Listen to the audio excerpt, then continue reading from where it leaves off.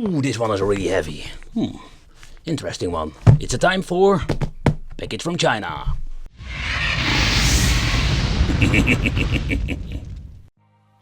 Hey guys, welcome back to the channel. It's awesome that you're tuning in, because in this video we are going to take a close look at the F1 620 in 1. And it is the Plus edition, and I'm just going to be honest, this name of the console makes no sense. Like, this device is called the F1 and it is the Plus edition. It's kind of weird, you know, like, and always they need to mimic the colors of the Nintendo Switch somehow. So when it comes to the Chinese handhelds, it's like a freaking jungle of these things, and I just need to be honest with you guys. I can't help myself. I just need to buy these things just to see what are we going to get. Sometimes it's crap, sometimes it's pretty damn awesome. So that's the reason I love to make these videos. So this one also comes with a controller, and this thing is kind of weird. I don't know what to think about it, to be honest. It comes with AV out cable, because these things can be used like, you can take consideration, you can use this like in game systems or like a hybrid device. Then we're going to get the toilet paper manual, this thing called the Retro FC. Alright, so it's a Retro FC Plus Edition F1 or whatever. Yeah, okay, so nothing really interesting in the toilet paper manual, and of course, then we're going to get ourselves the cable. Ooh, this one we're going to get ourselves a very long cable. It looks used or something, but there's a micro USB for charging, and there's no adding games to it. And if you're like plugging it most of the time in your computer, nothing happens. So here at the back we're going to get ourselves the old school BL5C. This is the Nokia battery, and they're giving us the 1020 milliamp. There's even a bigger one that gives you a couple of hours more playtime. And here we're going to get the handheld itself, and holy shit, look at this. There's one gigantic D-pad. Like, normally we're going to get this tiny D-pad, but we're going to get a big one. So it's a very clicky, flimsy D-pad. That's just a fact. Here we're going to get some membrane buttons, select start, volume control, reset over here, the ABXY. The weird thing is like the ABXY is quite tiny compared with that. Here we can see the speaker in the inside. So the thing weighs almost nothing. The same for the battery. But I love to use that you're just using these basic batteries, because they are like dirty cheap. So if you want to have, if you just need to have a replacement, you want to have a bigger one, or you need to have a couple of them, just we could have some brave fight, you could put them in there, like. But then what you're going to get with these devices is like super easy to replace the batteries. And I'm always recommending, if you're not using them, just pull out the battery. Okay, so the controller. Okay, so this is like the limited edition flimsy cheap ass controller, because it smells chemical to begin with. The D-pad, and that's the weird thing, is like the D-pad is not bad at all. Like, it's a small D-pad, a normal size D-pad, and that is very nice curve to it. And the touch, it has like some resistance, but it feels quite nice, to be honest. Not that cheap than the freaking handheld. Like, that's kind of weird. Like, the D-pad feels cheaper on the handheld than actually on the controller. And what I like about these things, you plug it in your micro USB port, and what you're going to do is use this thing like in game system. Oh, by the way, it only recognizes most of the time like player 2 so far I know. So that is the thing that you need to take consideration. It's more like you plug in the device in the television, what we show you in this video. Plug this thing in the device and let's have some fun. But let's power it on and let's see what we're going to get. So at the top we're going to get the micro USB for charging, and the second controller. Here we're going to get the TV out and the slider on and off for turning it on. Yeah, okay, wicked. Great, the bloody thing is empty. And no, the battery is in the right position. Okay guys, so let's take a close look at the device itself. So first of all, the audio goes quite loud. And you need to press the button over here, but you can only like on the high settings and go completely like ruins the experience. Yeah, the display, a basic display like all the cheap handhelds. Like no normal decent viewing angle. Needs to choose the freaking language every time if you're going to boot it up. Here, reset, like I already told you before. Alright. We're going to get different songs. Okay, let's see if we can going to get different songs. Okay, that's kind of funny. So basically you're going to get a song with the Chinese list, but not with the English list. Okay, that's quite interesting. Okay, so with the game list 620, we have seen it before. The list will be slightly different. There's no freaking alphabetic order. I think they have never heard about alphabetic order or somewhere over there, because it's always going to be the same freaking issue. We're going to get see a lot of weird titles, but we're also going to see a lot of familiar titles. the list itself is quite huge. And it takes a very long time before actually going to get some knockoff games or in the end double games. But the list itself is not perfect. I have seen myself some better lists. Yeah, I already noticed a lot of double games. I think there will be like around 100 games at least. Something like that. Okay, one of my childhood games, Turtles. I've played this game so much. Alright, let's get this freaking screen protector off. You can see like the freaking screen is going to start flicking around and putting with maximum volume.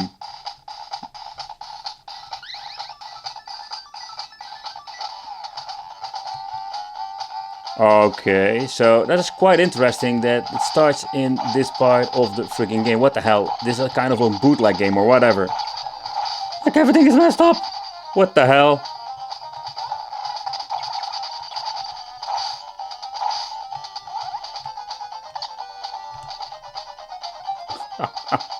What the hell?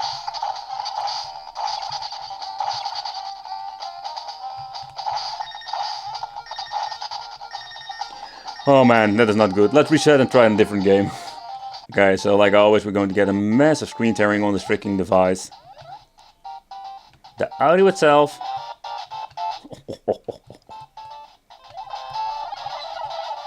The turbo doesn't seem to be working fine. But I can say like the press of the button is freaking awful. Like it's so not comfortable. Oh man, like I think this can be in my top 5 or not. Yeah, I think in my top 5 of most horrible consoles to play. So yeah, pretty damn awful display. Going to get yourself like a horrible button configuration because the turbo button, everything like has been messed up. But the game seems to be working just fine. Okay, so the next thing that I wanted to try is the TV out function. So when you're plugging it in, it basically like disconnects the internal display so you can just play the games like this. Okay, so let's boot up another game just to see how it actually works on this. Silence. Very good. But when it comes to the emulation part, it seems to be working just fine. Only somehow I cannot really use the freaking game because when I'm pressing start or select or something like that, it doesn't freaking work. Okay, so let's see if we can play another game. Alright, select seems to be working fine. So when you're looking at the image quality, it's not the best. I also hear like a weird interference.